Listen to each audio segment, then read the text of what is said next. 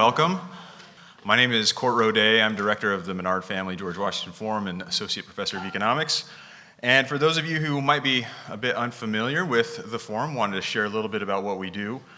Our program explores a variety of disciplines, including, but not limited to, philosophy, politics, history, economics, and the humanities. It's a bit unfair to lump all of the humanities into one, but that's the best I can do.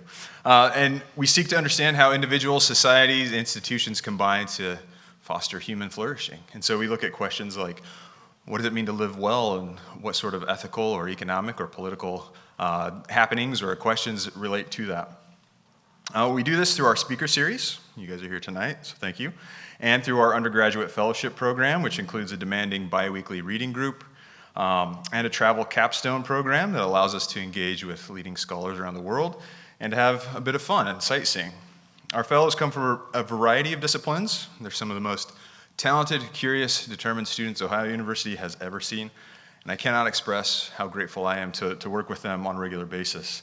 I wish I could take time to brag about each one. I just will say this year we've got an amazing cohort of students that are graduating. They're seniors, and like a proud parent, it's a bit bittersweet to see them go on to do new things, but then to not have them around anymore. So if you are interested in participating with us, I encourage you to look into that.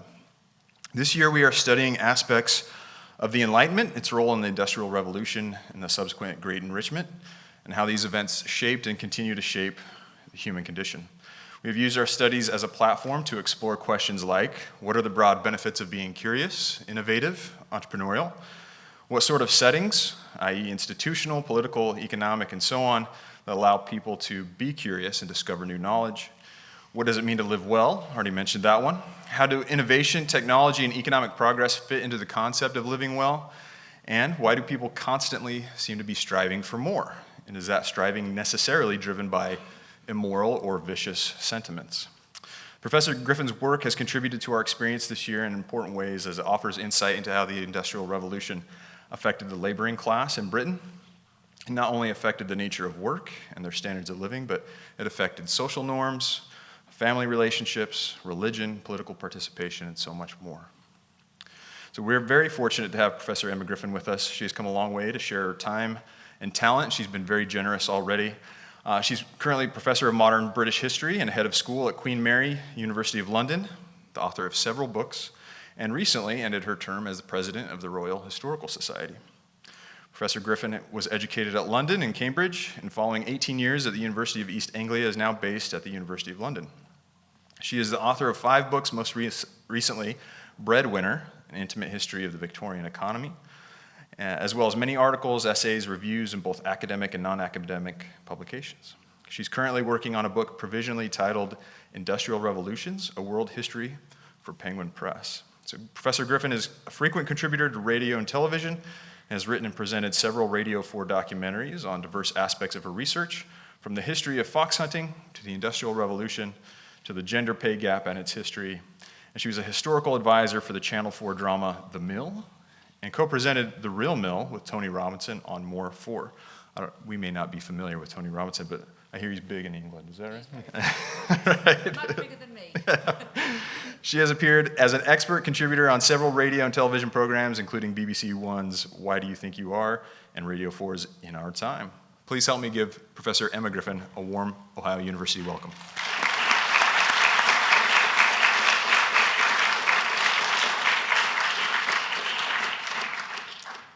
Thank you very much, Court, and thank you very much, everybody, for coming out. It's a cold, old evening out there, so well done for coming out, and I hope I will repay your gift of time to me by telling you something interesting. Okay, so what am I talking about tonight? I'm talking really about the British Industrial Revolution. It marks a turning point in world history. It's that moment when Britain, in the late 18th century, we tend to date it around, spreads very quickly from Britain off to other parts of Anglophone countries, Anglophone worlds, the United States, obviously, Australia, but also to a handful of European neighbours. And it's really the moment where we see the end of traditional agricultural society and the beginning of modernity, however we define that. It pushed up incomes, it raised living standards, it changed patterns of work, the way we live, the way we house ourselves, family life, transportation. All of this is revolutionized as part of the consequence of the Industrial Revolution. And wherever industrial revolutions have happened, and they've now happened in many, many parts of the world, they've revolutionized lifestyles, and they've created this great divergence between parts of the world that have industrialized and those parts that haven't. So although I've gone here with the title about the origins of global capitalism, I suppose I've used the ideas of the idea of global capitalism because I think that concept is more familiar to American audiences. But I would say in Britain, we talk very much about the Industrial Revolution, and I still quite like that definition, and it's one that I will work with and play with in this paper as well. So what is the Industrial Revolution or an Industrial Revolution? I think it can be defined as a revolution in the process and the purpose of manufacture.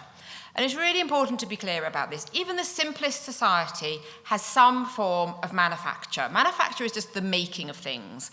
And even very primitive, so-called primitive societies make things. They make clothes, they make the houses that they live in, they make footwear, they make all sorts of things.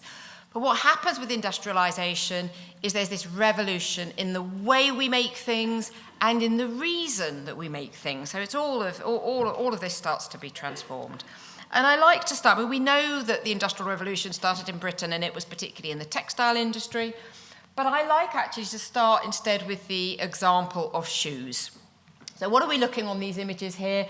We've got some shoes made out of leaves from the Pacific Islands. We've got some boots made out of I'm going around clockwise, animal skins from North America. We've got shoes that have been made from hemp that have come from China. We've got wooden clogs from Europe.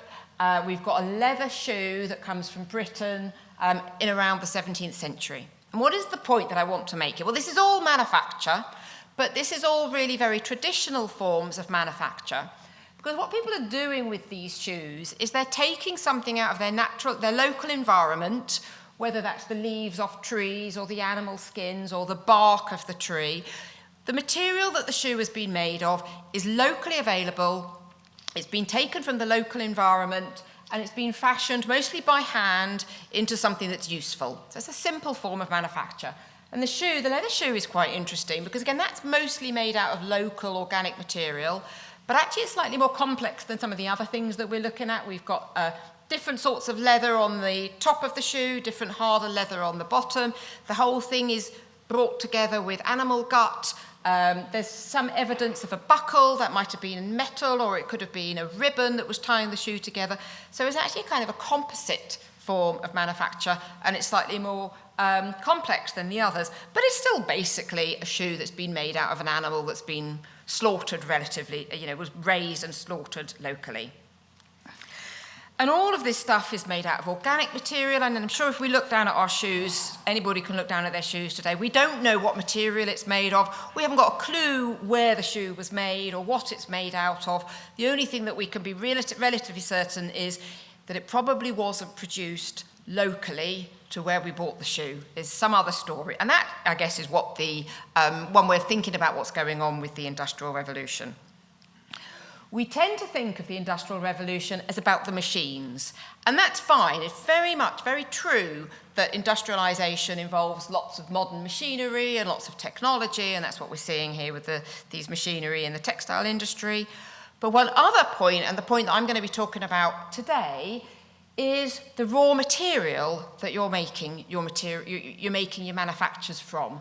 As we can see here, during the Industrial Revolution, the Britons are not only inventing new machines so that they can make their textiles much more quickly, they're also using a new material, because as I'm sure you can tell, this cotton plantation, this is not an image from England itself. Cotton doesn't grow in England. One of the big stories about the Industrial Revolution is we're using a material that you can't get locally, but that actually you have to transport a very large distance before you can use it. And you need a lot of it, and I guess that's what that second image is about as well.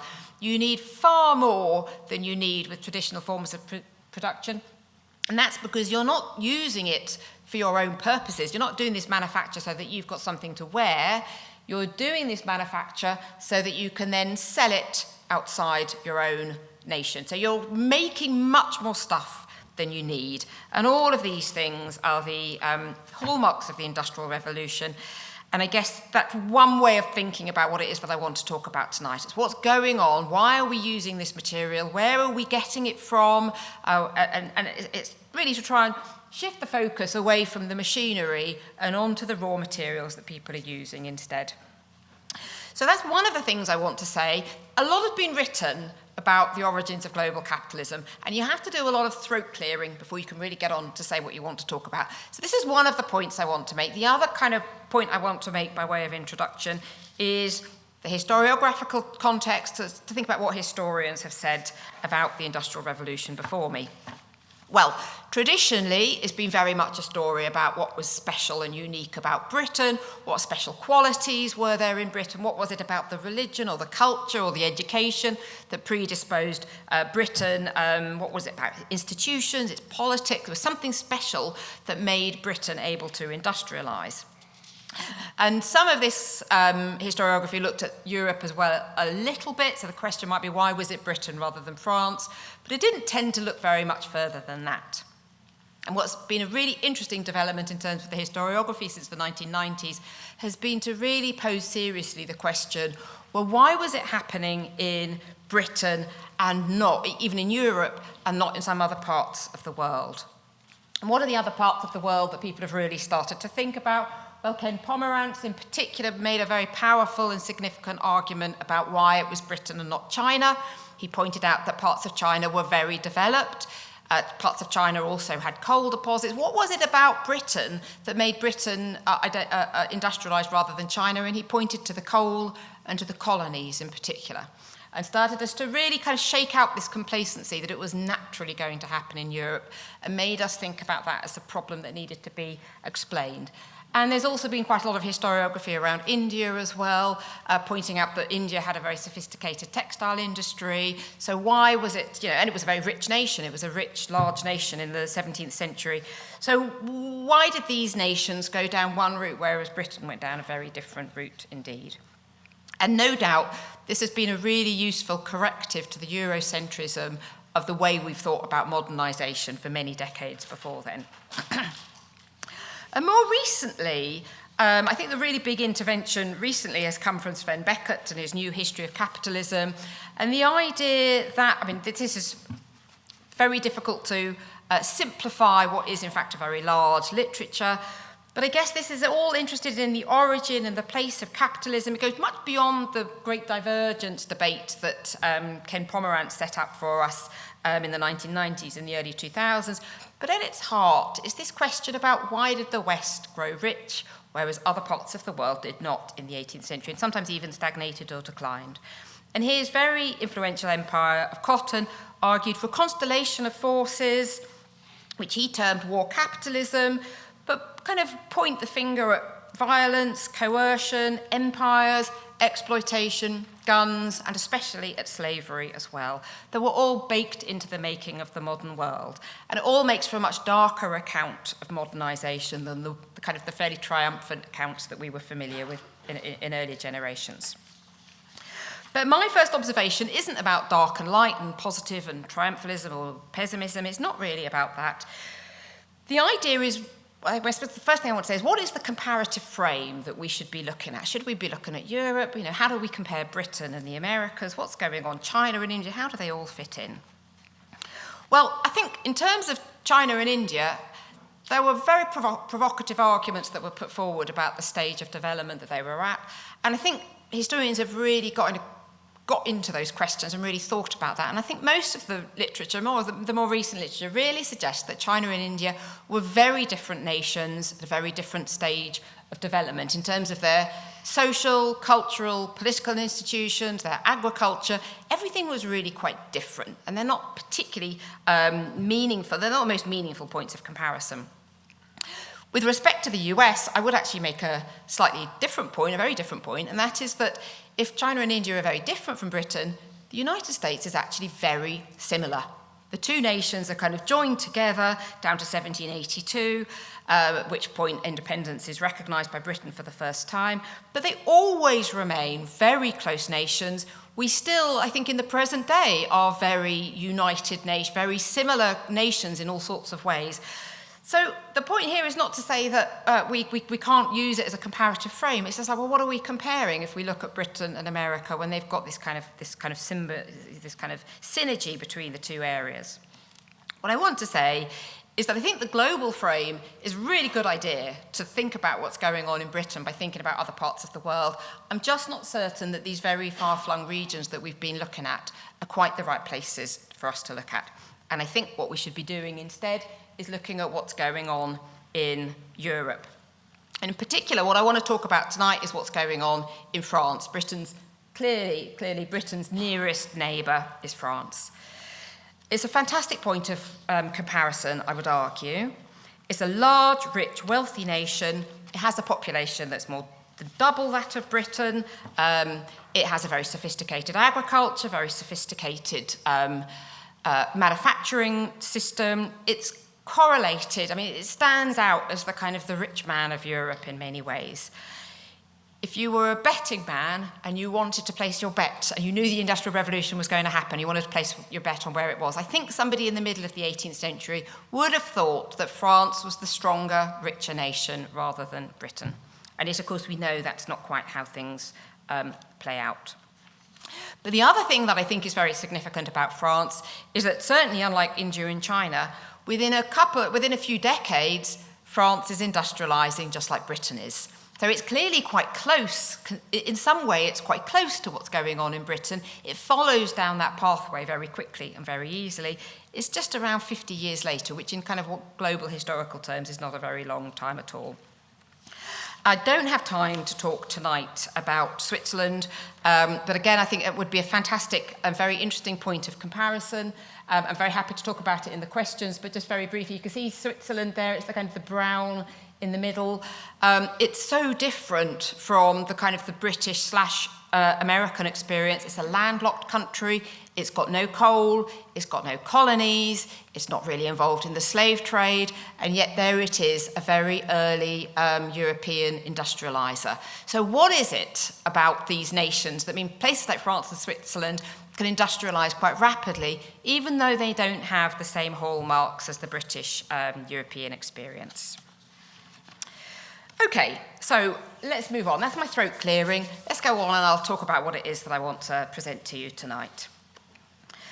A large part of my question is, how is it that Britain had the material that you need for an industrial revolution? How did it have the raw material that was needed? And that means linking British industrialisation to wider patterns of global trade and exploration, which is a much larger, much longer history. We know that the Europeans were exploring and travelling and voyaging in the 15th and the 16th century. We obviously know that Spain and Portugal are the leaders of this movement. And what they're all trying to do is they're trying to get control of the trade routes, particularly to the east, which is where most of the great, the luxury products that people in Europe want. And of course, what actually happens is Spain and Portugal discover the Americas, and they discover gold and silver and all sorts of riches as well. So many other European nations want to join the party, so to speak, and Britain joins the endeavour in the late 16th century. The point I want to make is that even at this very early date, you can see the English have a particular perspective in their exploration, and they're after particular things that are quite different from the Spanish and the French experiences. I'm using here an image of Richard Hakluyt. Richard Hakluyt wrote this very significant discourse on Western planting. What we see here is the printed up version. So it was printed in the 16th century, but it actually emerged originally as a long letter that was written to Queen Elizabeth, in which he is trying to persuade Queen Elizabeth to provide money so that English explorers can go out to the Americas. So it's a plea for money. It's not a kind of a neutral description. It's a loaded text in lots of ways. It's a very complex text. It's been very richly analysed by historians and literary scholars of the 16th century. I'm not claiming to do justice to everything that's going on in this text.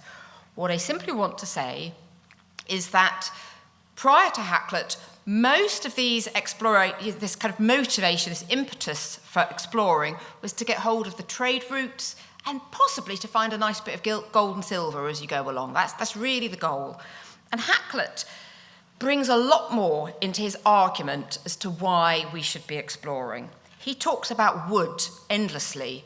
Wood because you can use that to make boats and that will make your navy strong. He talks about the fish. You can sell fish, you can make a nice little profit off fish. It's nothing like the gold and the silver, but you can still monetize it. Furs, iron ore, over and over he's talking about raw materials that don't have sexy glamour to them in the way that the gold and the silver does, but nonetheless can be put to profit. One other point that he makes is if we were to plant, that's why it's a discourse on planting, if we were to plant ourselves over in the Americas, well, we've got too many idle workers in England and they're unemployed, we could ship them out, we'd get rid of them. So he's always looking at useful reasons to go exploring and to go and settle, and economic reasons as well. And I'm not trying to say that his view is dominant and that absolutely everybody else in Britain at the time feels exactly the same way. What I would say, though, is that after Hakluyt, we get more and more and more of these books written. This was written as a memorandum, as a letter, but we start to get more and more publications where more and more writers make essentially fairly similar points about how you can make a profit out of something as mundane as a cedar tree. By the early 17th century, we know the British, of course, are trying to settle in Virginia, and there's a lot of writing claiming an abundance of wood, oak, walnut, cedar, ash, fir, all different forms of fish, the furs, over and over in echoes of Hakluyt. They're saying that you could go over to the Americas, you could settle. It's not simply that you will be able to enjoy freedom and a good standard of living there yourself. The point is, there's lots of stuff there, and you could make a profit out of that material. Over and over, they talk about the commodities and the surplus that you could exploit, you could put on some ships, you could bring it back to Britain, and you can use it to make money. And very soon, this initially it's about grabbing stuff out of the natural environment and getting it back to Britain. Quite quickly, that morphs into suggesting that you could settle there and you could plant crops. You could grow things because the soil is really rich and it doesn't belong to anybody, is it? Virginia, it's virgin land. It's ours for the taking. The ideas that are being presented. You could grow cotton, you could grow hemp. I've got one anonymous promoter saying you can grow a natural kind of hemp, a species of flag in that country. This is not glamorous stuff at all, but as he points out, you could make a profit out of growing this material, send it back to your British manufacturers, and you can use it to, as he says, make an admirable return and profit. So the point is, this land, these Americas of resources, not simply to furnish her own people, but to supply other nations with stuffs and linen. And there's a lot of very hopeful talk about silk, how you could promote the silk industry in the Americas. Samuel Hartlib's letter closes with this suggestion. He closes with a list of 9 commodities, including cotton, quite interestingly, which he says the new settlers might use to get and gain wealth with no or small difficulty. Is get rich quick, basically, is what he's suggesting. Another summary I've got of Tobago, he says, I'm not going to tell you all about the flora and the fauna. He says that would be tedious. He's going to get to the point. What he really wants to talk about is land prices and markets. How much are you going to have to pay to get your land in order to get out to Tobago and start making money? So, in fact, what we're seeing with a lot of these texts, we see them describing this land of milk and honey. So obviously they're trying to encourage people to go and to settle. But in addition, there's this very particular image of asset stripping activities in distant lands. And they're actually providing the reader not just with this kind of romantic vision of how wonderful it will be, they're handbooks, how to. They're explaining how you can go to this hugely distant land and how you can make a profit when you're there. So they're how-to books as well as anything else. Okay, so a very brief summary there of some of the English literature. I want to move on and think a little bit about the contrast with the French, who are, of course, also roaming around the globe and trying to settle in distant countries as well. Just like the English, the French are exploring the Americas in the 16th century. They are also in the hope that they will find some gold and some silver like the Spanish and the Portuguese have done, and it will all be sweet. They too are relatively disappointed, so they too have to find new motivations for what it is they're doing, why it is they're going out, particularly to the Americas. When you go into the East, it all makes sense. The trade routes are there. You're trying to get control of the trade routes, but of course when you're going off to in the other direction, those trade routes there aren't the same way, so you need some other kind of motivation, explanation of what it is that you're doing. Whereas the English very quickly turn attention away from this magical gold that we're going to find, and they think about the more mundane resources that actually are there, the wood, and the linen, the flax, the other things that you can grow. The French imagination goes off into very different places, and I'm going to use the writer Samuel de Champlain. He is an explorer, a navigator, a chronicler. He makes, unlike Hakluyt, who never goes to the Americas, he makes several trips overseas, and we don't actually have any images of him. This is he settles in Canada. This is a statue, a Canadian statue, but we have no images, so we've got no reason to think that this really is anything like what he looked like, but he was a man, basically, and that's what we've got here, an image of a man at that time. So, like the British, exploring the Americas, finds some incredible and some very different, some things that are very familiar and some things that are very different.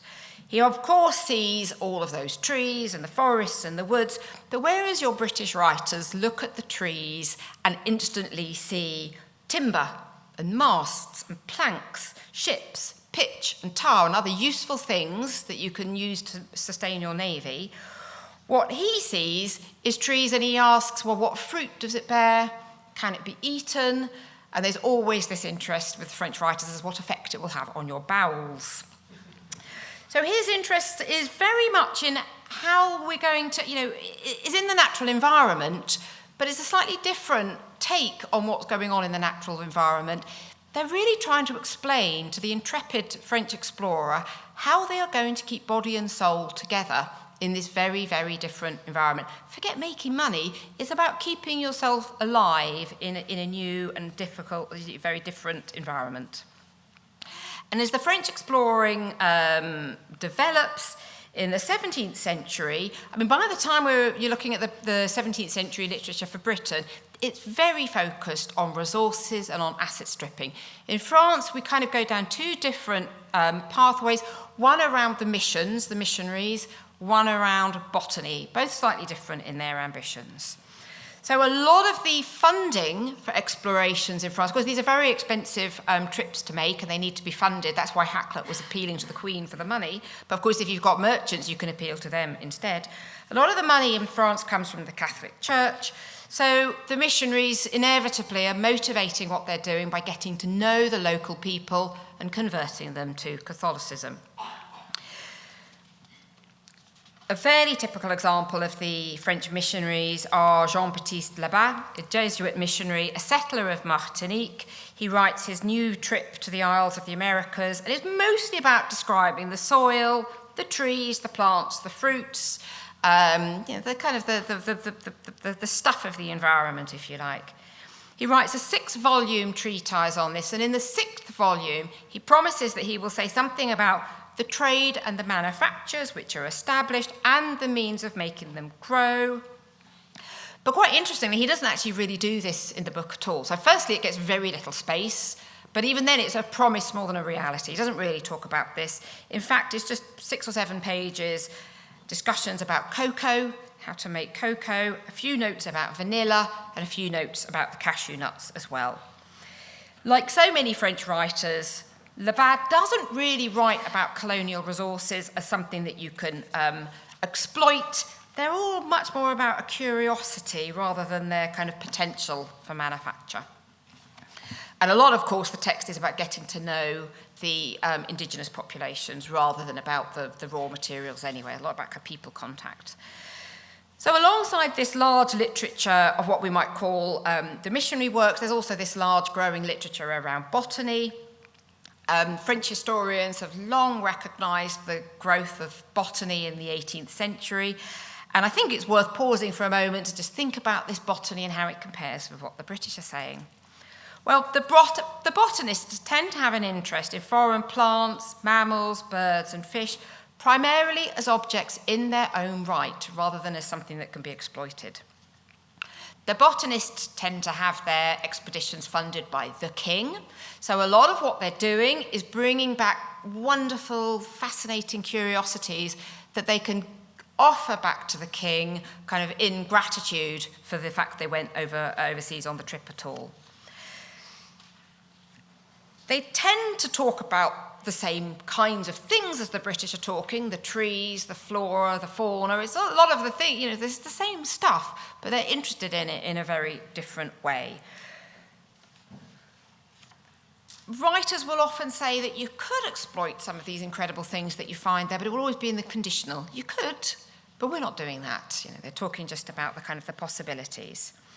So one example of a botanist traveller is Jean-Baptiste Dutertre, who remarked that the inhabitants of the French West Indies were studying how to cultivate the cocoa plant and considered that if they could master the growth of the cocoa plant, they might make a considerable profit. And like so much of the French writing, it's all in the conditional tense. There is this amazing potential in these lands out there if one could only find a way of making it all happen. Okay. So, I've painted a rather simple comparison between the British and the French, and I've done it at some speed, and I suppose I want to hedge what it is that I'm saying in three ways, because I think the risk is that it feels as though I'm saying that the British were very ruthless in their overseas exploration, whereas the French were kind of more airy-fairy or idealistic in what it is that they were doing. And I don't actually think that is the case. Firstly, I think the focus on a lot of what the French writers is explained in part by the fact that the British are sending out large numbers of settlers. By the 1760s, you've got about 2 million British settlers in the Americas. In French Canada, by contrast, they've got a mere 70,000. That's about 3% of the British settler population. And there are lots of reasons for this. I mean, the French are not really allowed. The king doesn't like people leaving France. It's actually very difficult for settlers to settle abroad. So what you've really got going on with the French Empire is you've got this metropole in France trying to hold on to this massive territory without the people or the infrastructure in place to do it. And of course, as we know, they do ultimately fail as a kind of strategy of colonization. It doesn't work particularly well. New France had been a vast territory from Newfoundland down to the Gulf of Mexico. In 1714, much of France's northern territories are ceded to Britain.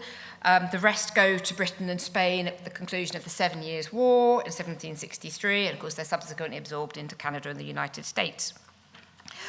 But what I would say simply is that these attempts of the French prior to the loss of these territories in turn to make kind of contact with indigenous people, to learn their languages and to convert their souls, it can be seen as another form of coercion and control. It's just one that doesn't actually work nearly as well as putting your people out there and doing your control in that way. The second point, or the second way I would hedge it, is to say that I don't think we should think of botany as a kind of a pure intellectual endeavour in any way, and indeed French historians have already beaten me to this point. They've made it very plain that actually classifying and naming and codifying resources in other parts of the world can also be an act of power.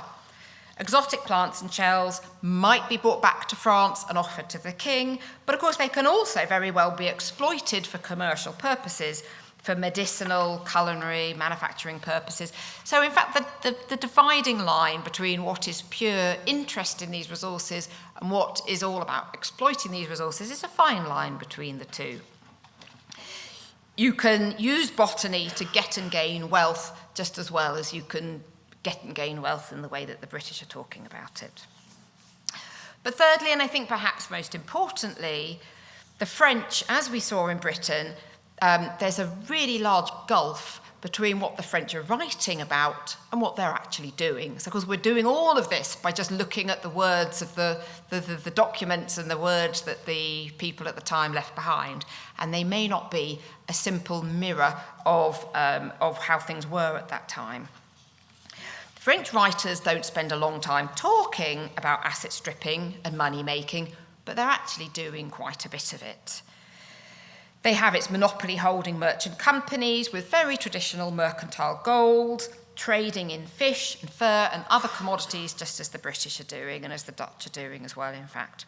And Jean-Baptiste Labat, I mentioned him a moment ago, he was the man who just likes to talk about cocoa and cashew nuts and what was it, vanilla, is the other thing that he talks about. He doesn't have very much at all to say about the Caribbean economy, but one of the interesting things about Labat is he is in fact an engineer. He's living in Martinique. He's the owner of a large and successful sugar estate, and in fact he's also the owner of several slaves. You wouldn't know any of that by reading the 6 volumes of his work because he doesn't talk about it at all. In other words, he knows a lot more about economic exploitation in the Americas than he actually chooses to write about. And I think it's also worth saying that France could actually be quite effective at settling and colonising. We see this in Saint-Domingue, which is present-day Haiti. Of course, the French do ultimately lose it, but there is a period in the 18th century where it's very much the jewel in the crown, and the French are kind of colonising it quite successfully. But still, with all of the various hedging that you can say around the French experience, I think there are really some quite significant differences between Britain and France. After all, Saint-Domingue was very much an outlier in the French experience, and they lose it fairly early. And by the 18th century, this is no more than the French commentators themselves would have said, that they haven't managed to colonise effectively. And the loss of French possessions received a lot of commentary, and that commentary that the French make around the loss of their colonies is very interesting. So to take one example, here we've got Nicolas Louis Bourgeois. He's described in a French biographical dictionary as a poet, a historian, a writer, and as a very active member of the Académie des Belles Lettres, Sciences et Arts, at La Rochelle. I think he's an intellectual. Well, and I think it's just so typical of the French slippage, really, in terms of how they like to self-identify. He was all of these things. He was a man of letters, but again, he spent 25 years in Saint-Domingue promoting the interest of the planters and owning slaves. So it's just another example of how French identify themselves as being remote from economic exploitation, whilst actually sometimes being involved in it as well. But anyway, what is it that I want to say about his thoughts? Well, what is it? These words here, this is him describing Boston and drawing a very unfavourable comparison between how the French had settled in Louisiana and the lack of infrastructure and fine towns they created, and what the British had managed to do in Boston. It's large, it's populated, beautiful houses, lots of churches, lots of skilled workers, cafes, weekly newspapers, just like you find in London. You could believe yourself to be in a town in Europe. All things that the British had managed to do that the French had not done. Now, of course, as we all know, having a strong settlement over in the Americas is no guarantee that you'll be able to hold on to your empire because you create problems of another kind. If you've got this well-educated and confident and assured middle class settled abroad, they may not want to be under the yoke of the metropole. So we know we know how that story ends out.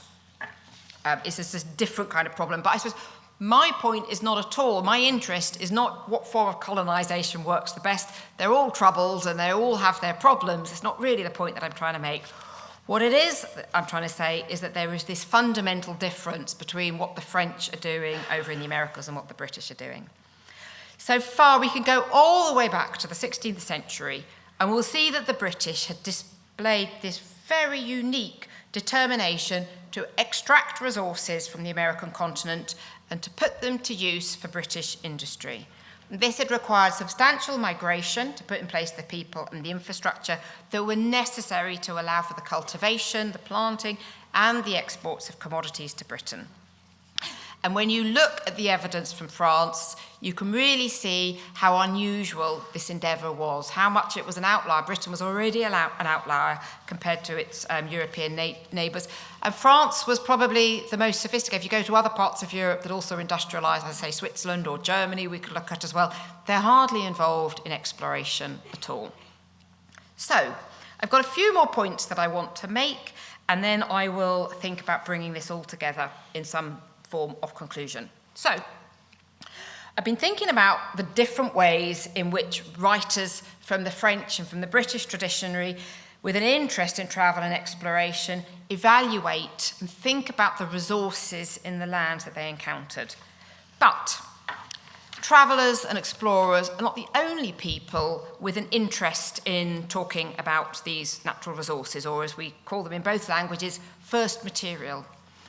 Both in Britain and in France, there's another kind of parallel body of writing that we can look at, that we could probably retrospectively loosely describe as political economy, in which elites and officials talk about the means of economic improvement, because the Europeans are all about trying to improve their economies in various ways. And just as I've been trying to say, I'm kind of racing through a lot of material at great speed, and I just have to say again, it's never monolithic. There's never one British account that encapsulates everything that the British are saying and a different one that encapsulates everything the French were saying. There was always lots of different voices going on in both places. But again, we can see that in both of them, certainly right through the 17th century, there's this real interest in domestic agriculture as the source of national wealth. Agriculture is what is going to provide food for your people, but it's also going to provide everything that you need for your manufacture as well. If we think back to those shoes were all basically products of agriculture. We think about the clothes that people are wearing, they're wearing woolen clothes, that's sheep. They're wearing linen clothes, that's flax. It's all being grown from the soil itself. So there's this huge interest in agriculture. And this quote up here at the top, Richard Cantillon, he was actually an Irishman, but he ended up living in France. And here's this quote: "The earth is the source of the material from which we pull all wealth, or from which all wealth derives." So the soil is everything. And that's why agriculture is so important in traditional societies.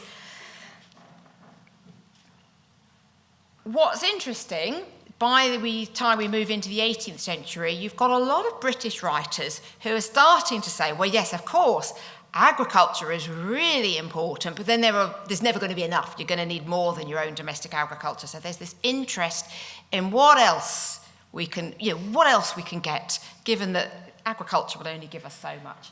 This well-known Universal Dictionary of Trade, written by Malachi Postlethwaite, he's talking about the American colonies here, and he's saying the purpose is to raise everything for traffic. We mean such materials for British manufactures using agriculture, husbandry, or planting in every respect. What he's saying is the point of being out in the American colonies is that you plant, you tend the land, you develop agriculture, you use it for traffic, you send your material back to Britain so it can be used for British manufacture. And I'll get on to the French in just a moment. The one other quote I'll use is Thomas Mortimer, who's writing in the 1770s. He's echoing very much, I mean, all the British writers in the 18th century will all start off with this, well, of course, agriculture is really important, but then they'll very quickly get on to it, but of course, we also need to think about this. And he puts it very nicely. So, of course, ideally, he says, the British manufacturer works with materials that can be sourced at home.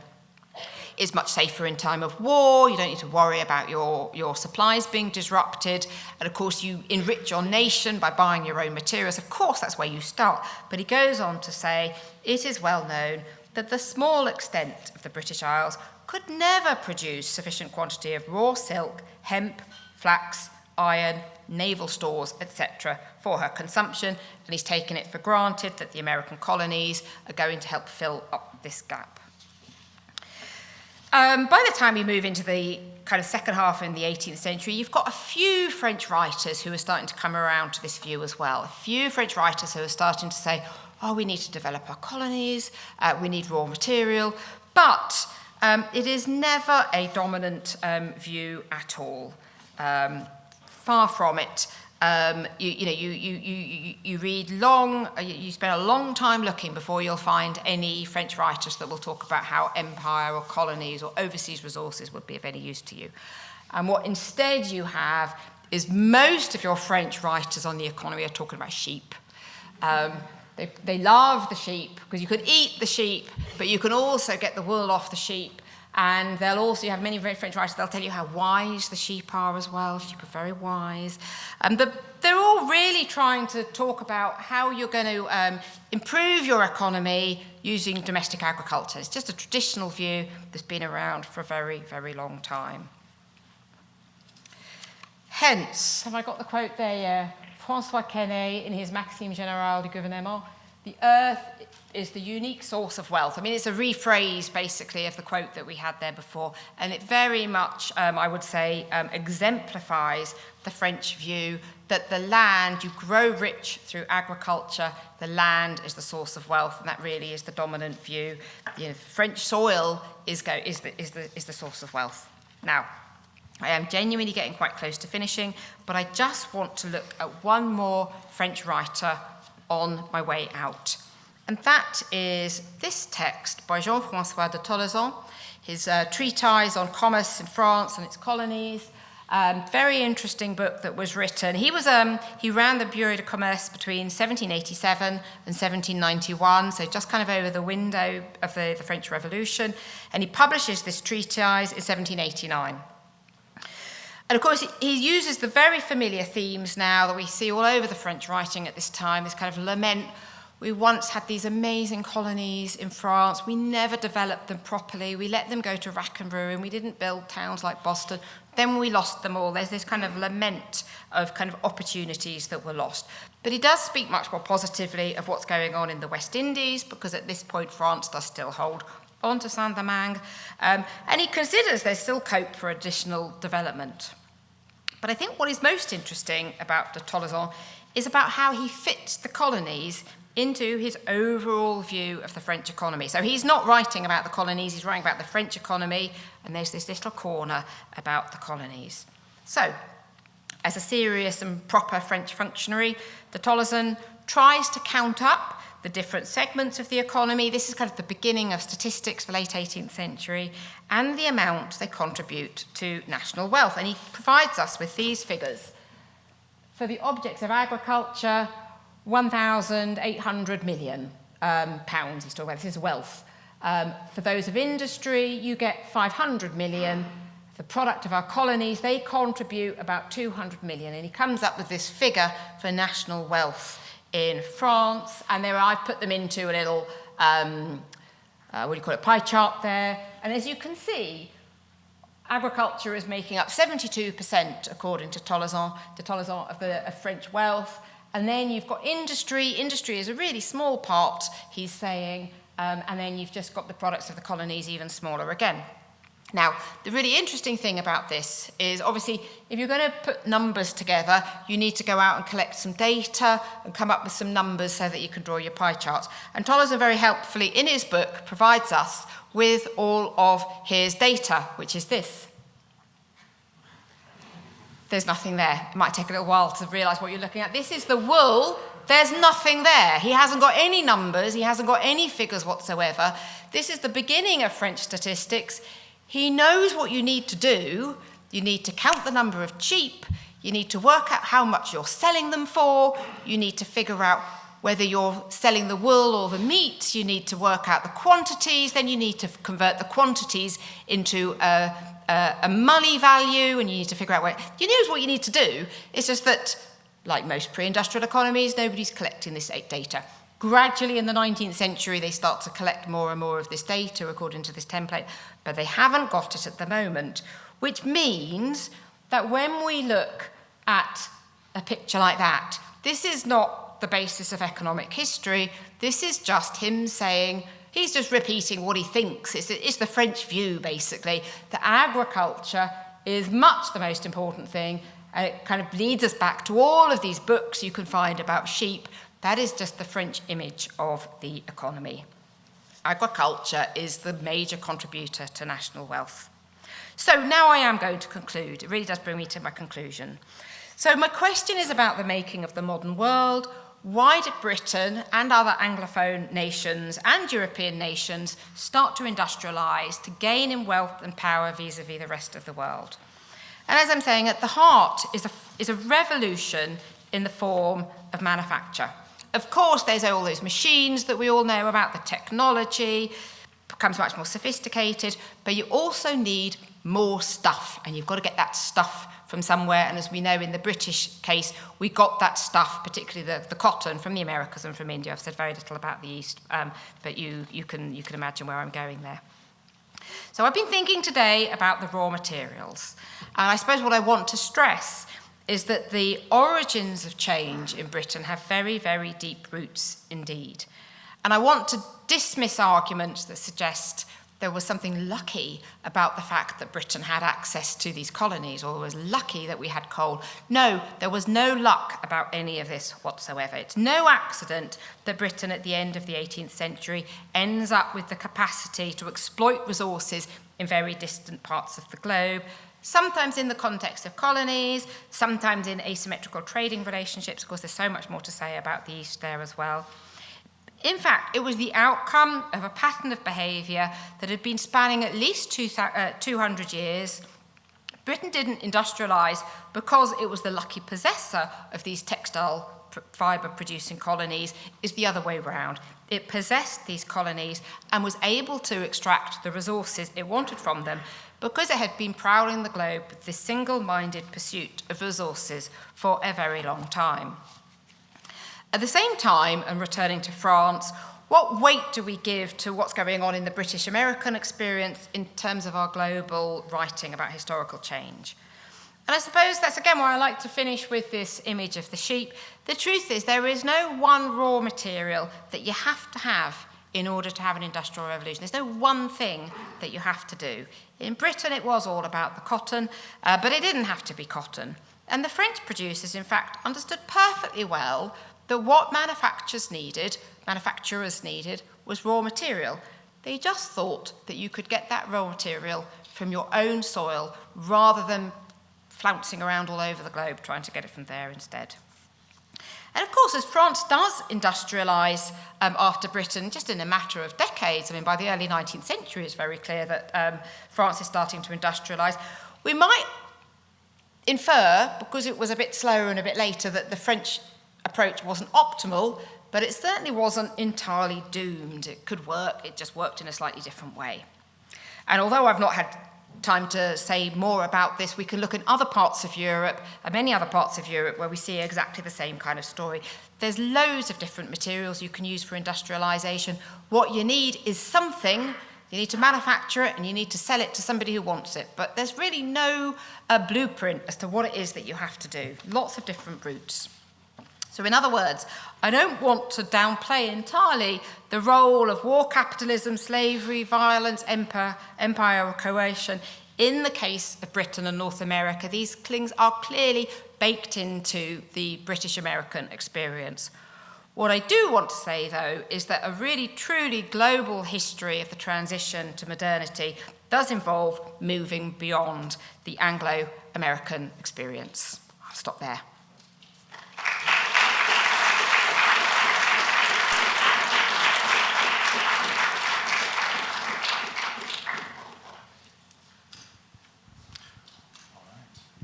Time for questions. I'll run the mic around, whoever wants to ask a question, and then Professor Griffin will be gracious enough to answer.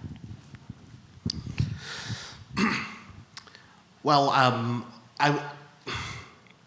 how do I put this? Could you know a little bit? Could you talk a little bit about German industrialization? As I recall, it was slightly delayed because it didn't have, although it really took off after German unification, and was partially because Germany had a lot of coal, and also I believe they had their own large textile industry.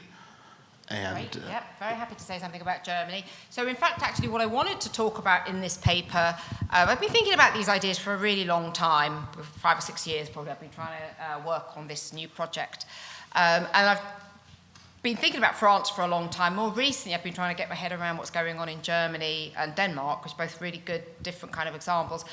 And I didn't quite, I hadn't got quite far enough to present it, but I think the other reason I didn't really want to present the German material is because it doesn't have the relevance to the American audience, because although the Germans do explore a little bit, they don't explore very much at all.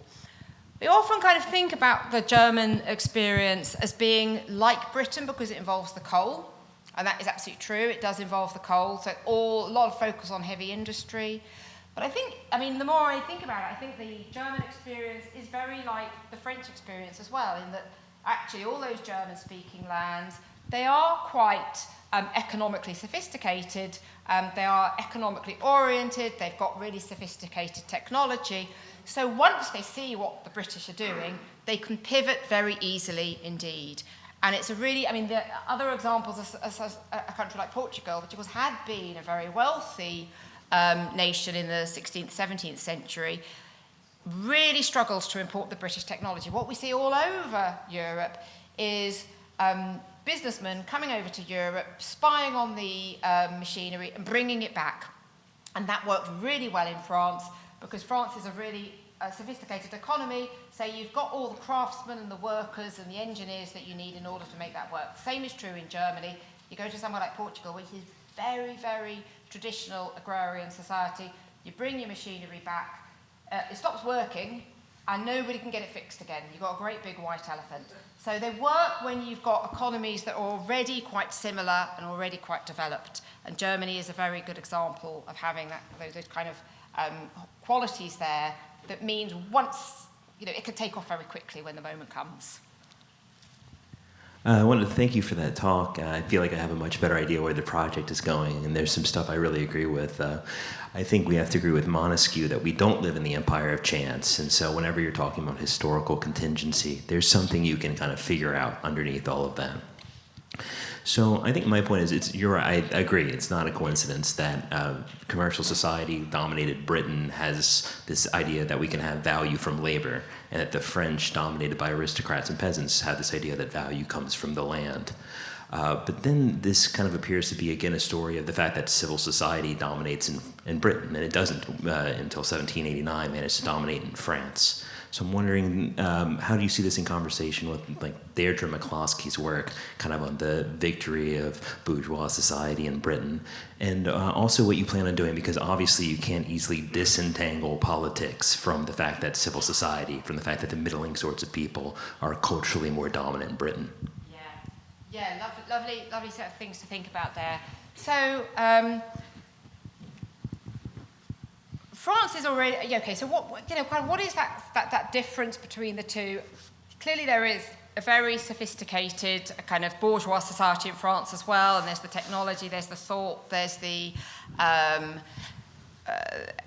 forms of intellectual exchange that in some ways are very similar. If I'm going to put my finger on something that's a little bit different between the two countries, is in Britain, if you want to you want to get rich, you want to make some money, you're going to have to do that through your own smarts. You're going to have to find a way of making a profit in some way. You're going to have to find a way of making something or selling a service. That's the way you're going to make money. The same is true in France as well, where there's a lot of manufacture. But there's another thing that you can do, and that is curry favour with the king. And that's just not an option that's really available to you in Britain. There is a king, but he's not going to just give his money away to you. It's not an option that's there. In France, you've got this very valid alternative way of trying to get wealthy, which is by networking and by becoming, in some way, ingratiate yourself in some way to the French aristocracy. So I suppose if there's so in France you have all of the kind of the culture and the money making going on as well, but you have this other motivation to do things. You have this other motivation, and in Britain you just don't have that alternative. So if I was going to say there's some things that, in other ways, the two countries look very similar in the way that they're operating, in the way that ideas percolate through the two nations, and in the way they've got large manufacturers. But there is this kind of fundamental difference in that what Britain is a kind of, it's not a democracy, but there's a kind of elected government, and you've got the kind of the absolutism of the French state. And that seems to me, and I think the same is slightly true in the German, in the German lands, where we've got these tiny little principalities, or some of them very large, but you've got this same relationship where you've got very large landowners, and one way of advancing yourself in society is through making relationships with people who can give gifts. So you've got this kind of gift economy that's going on as well, that's largely absent in the British case, and obviously over in the Americas as well, even more true. It's all up to what you can use, what you can make and how you can exploit resources around you yourself. Over here, yeah. Thank you very much for your talk, Dr. Griffin. Can you hear? Can you see me? Yeah. Okay. Yeah. Sorry. Hi. So yeah, I know what I'm about to say does not necessarily form the core of your research, but I think the story of capitalist expansion is incomplete without looking at it from the other side. And the other side happens in places like India and Africa. I think if we all agree that history is not just a celebratory account of the progress of the marchers or the march of certain victorious ideas, I think if we agree to that, there is some merit in looking at this story of capitalist expansion from the other side, which is the side of colonialism, which is the side of exploitation, which is the side of murders, mass murders, and enslaving people. How would you respond to a proposition like that? Yes. No, I wouldn't try and make any defence really of what the British are doing. I'm not trying in any way to put a positive gloss on it, and I'm not trying to say that violence, coercion, or exploitation is not at the heart of what is happening in the British experience. I would really agree with all of that, and I would be more than delighted for a historian of India or China or wherever it is that they might be, wherever your expertise might be, to look at what happens when the British come to town. And if you were to tell me it was really bad news for the local economy, I'm sure it'd be I would be probably quite easy to convince you. You wouldn't have a lot of difficulty convincing me that other people were the losers in this system that we're setting up. So I'm not in any way trying to say it was, modernity is good, or I've got no value judgment really to add to any of these things. I think it's completely true, and I think in the British case, the story about violence, coercion, and slavery is all true. Again, I've really got no problem with that at all. I guess my question is how fundamental, how necessary was all of this to growing rich? And I think when you look at what lots of the rest of Europe is doing, it's not quite as fundamental as it looks like when you look in the British instance. There are other routes, there are other ways. The Danes managed to have a perfectly good industrialisation. What do? Well, they're not using the sheep, they're using the pigs and the cows. It's all kind of the dairy industry, the milk, the cheese, the bacon. So that, again, I think, you can always say it's exploited. There's always some element of exploitation. They're exploiting animals rather than other parts of the world. I think economic growth is exploitative. It is, by its very nature, exploitative. And I don't think I'm trying in any way to say we don't need to worry about that, or, it's all for the greater good. I'm just trying to provide an accurate account of what was going, what were the ultimate forces? What are the real underpinning forces that are there? But if someone were to say that no matter what the causes are, there's always a negative story to be told about it, there's a negative consequence, that probably would be quite easy to convince of that. Because what we do see, wherever you see industrialisation, you see environmental degradation and exploitation. We know all of this. So I think I'm quite easy to convince on a lot of that. Thank you. Thank you, yeah. Thanks. Again, thank you for your presentation. I'm curious how the motivations or attitudes changed in France following the French Revolution. And I'm curious how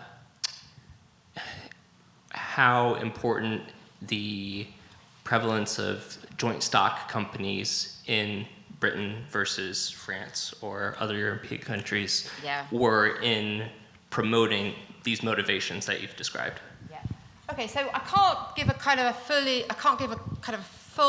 comprehensive argument to that, because to be honest, the literature on joint stock companies around Europe is huge. there's a massive amount of work that's been done, and you've got joint stock companies everywhere across Europe. You've got them in Portugal, in Spain, you've got them in France, you've got them in Germany. They're all, they're kind of all over Europe. Certainly they are there in France as well. Sorry, remind me what your question was? Also, the French Revolution. Oh, the French Revolution and how that fits in. It's a huge literature. It's really hard to be entirely clear. What happens with the French Revolution? I think the major consequence I would see after 1789, well, first of all, you've got the rise of Napoleon. And you've certainly got, by the early 19th century, you've got this sense. I mean, in 1789, you probably didn't. The French probably didn't have a sense that Britain was growing richer than France. Still probably believed itself to be pretty much the best nation in Europe, By the 1820s, it's very clear that Britain has got all of these factories, it's got all of these machines, it's won the Napoleonic War. I mean, there's been this very rapid decline in French fortunes. It doesn't happen quite with the French Revolution, but by about 20 years after the French Revolution, it's very clear that this transition has taken place. And what you see is the French writers looking over and over, looking to Britain and saying, how can we do this? But what they see, they don't really see the resources and the cotton and the colonies. It's not particularly what they see. What they see is the technology and the machinery. And so the focus is on getting the machinery in. And the resources to a degree, but the French remain confident all through the early 19th century that you can get those resources from Europe. You don't need to go all the way to Louisiana. I mean, what did you ever get from Louisiana? You don't need to do all of that. You just need the resources. And they're just as interested in getting those resources from Europe as they are from going further afield. Hi, thank you. So this happens sort of over the span of a couple of human lifespans. And you talk that there was a lot of intentionality towards how they felt about resources and making money.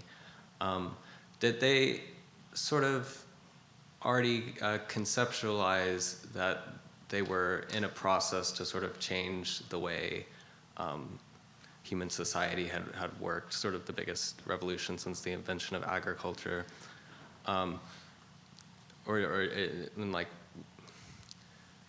At the first water frame mill in Cromford, did they realize we'd done it? Or did this sort of realization that the world had really changed taken longer? Yeah, really lovely question. I like that idea of intentionality. Yes, I think there's a lot of intentionality.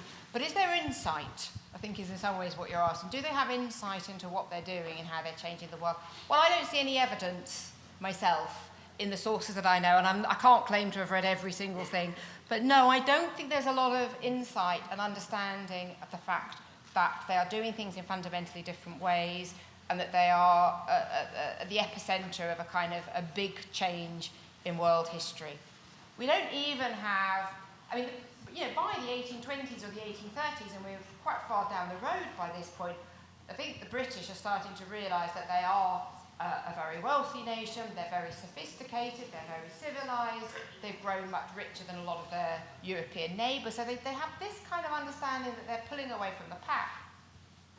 But they don't have the word industrial revolution. It's not part of the vocabulary at all.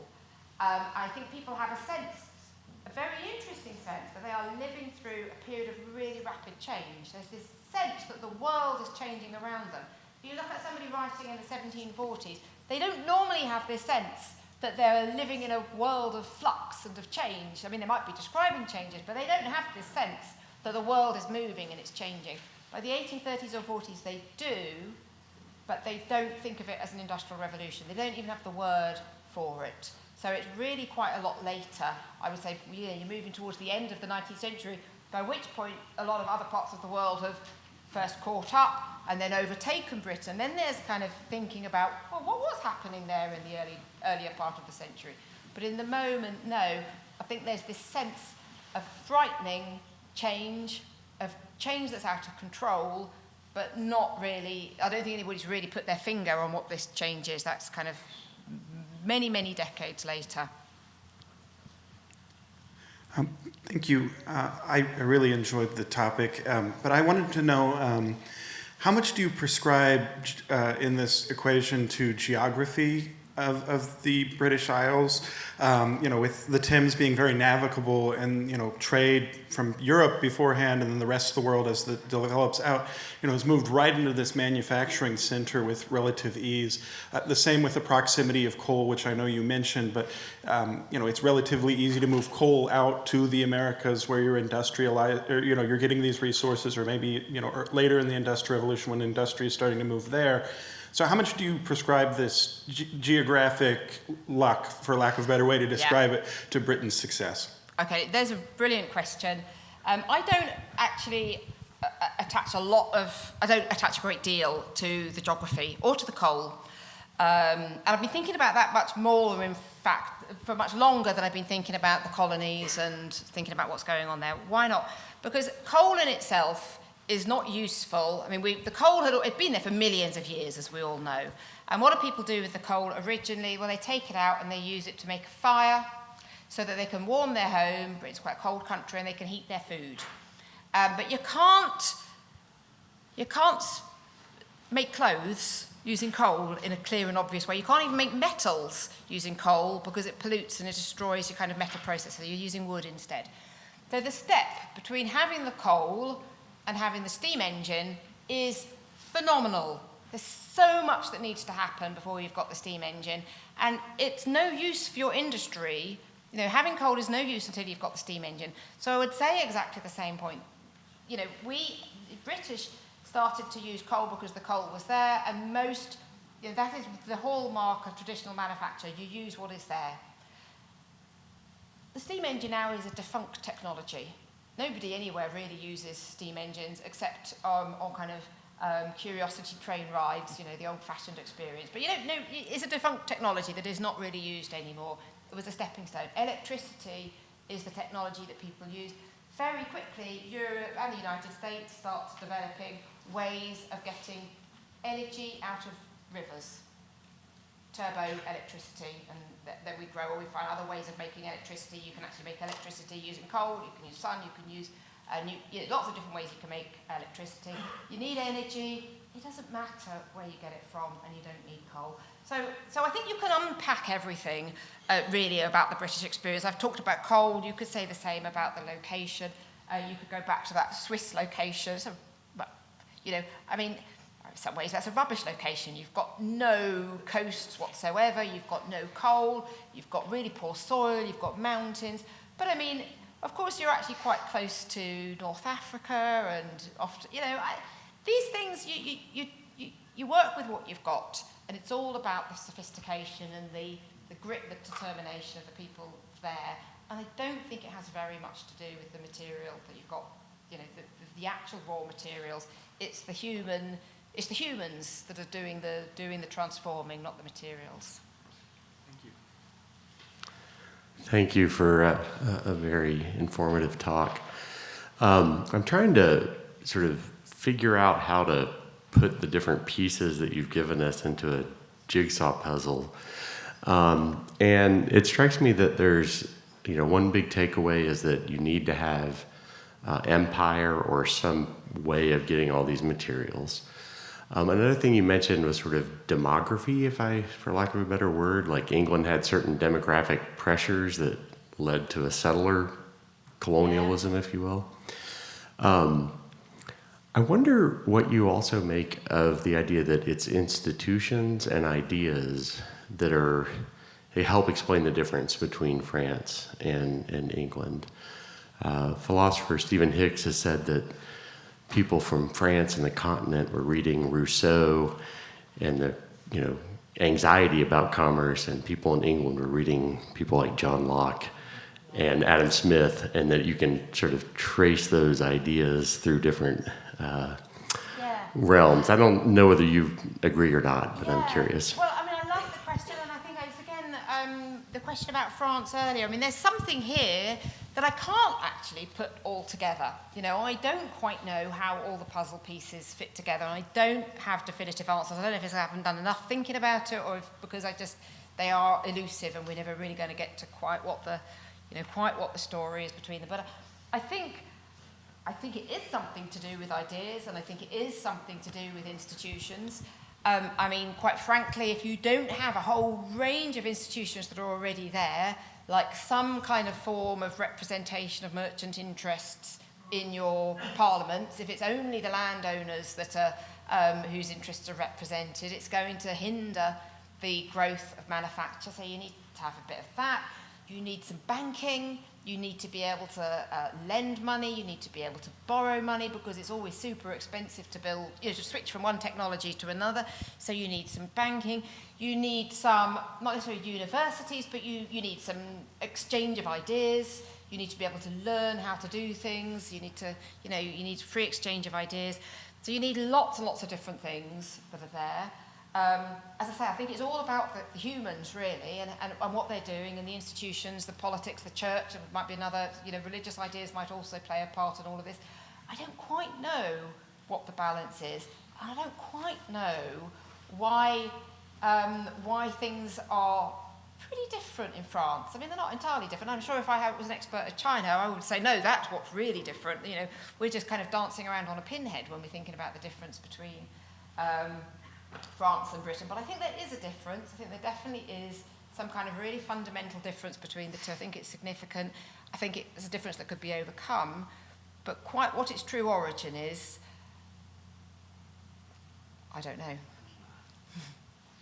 Britain had the Magna Carta, and it was not, whereas France was absolutist. Exactly. I think it's something. I mean, ultimately, I do think it's something to do with the French monarchy and the total control. I think that hinders the interests of the merchants in ways that prove to be quite significant. Well, thank you again for a really enlightening presentation. As all throughout your talk, I couldn't help but think about figures like Braudel and Wallerstein, and even like Oswald Spengler, Decline of the West, and all these types of these big picture. So is that in part what you are? One of the takeaways from your presentation is maybe to think in these big picture global, and to kind of return to that. That was kind of all the rage in the historiography, all the rage back in the 70s and 80s. And that's kind of gone by the wayside, right? And we often get buried into the details. And I wonder, is that what you're partly saying? Yeah, no, I think I'm groping my way towards what I'm doing, and there's definitely no vision. There's no kind of big master vision, so we can rule that out. I'm just literally just finding my way, and I'm ending up somewhere. I think it's really the struggle of doing this kind of, the point of being a historian is you find some primary sources, you look at some primary sources, and you use them to tell your story. I think it's what Ken Pomerantz did really brilliantly in terms of using the Chinese material that the rest of us didn't know. What's very difficult is to do that at scale. And indeed, I was once in a job interview, and it was very early days of this project, and I talked about it a little bit, and I very quickly got a very hostile line of questioning, like, what sources are you going to use? Well, there's no sources that you can use for global. I can't go to whichever library, and there's the section that's all about global. There's no finite body of sources. There's an infinite number of sources in hundreds of languages. You can't really do it.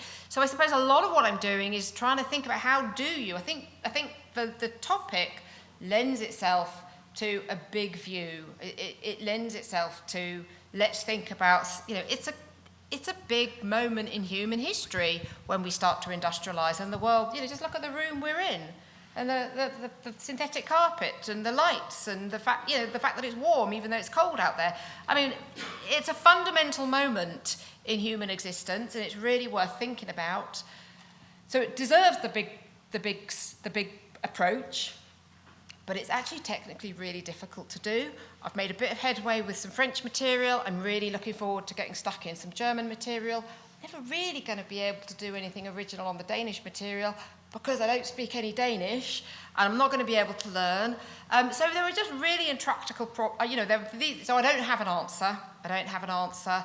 As to how we do the big, whilst also being true to what a historian does, which is actually go out. And conversations I've had with court, I mean, there are some, we do get the development. The French haven't got a lot of data, but we do start to get the emergence of statistics. But the story around those is always so complicated. Who's collecting the numbers? How reliable are they? Why are they collecting them?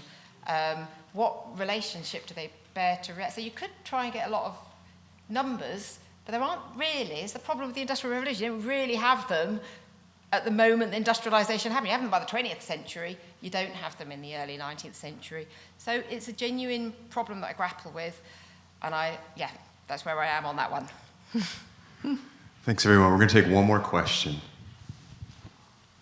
Hi. I'm not sure if this is just kind of like going back to the same question a few times, because your talk seems a lot more about like the practical effects and like how this has changed, especially like with the sheep and everything. But I am curious as to, because you've been talking about like a fundamental difference between like how Britain and France have approached this problem of like industrializing. And since what Smith and Rousseau were mentioned, there are like really big differences on like the morality of commerce and all these things.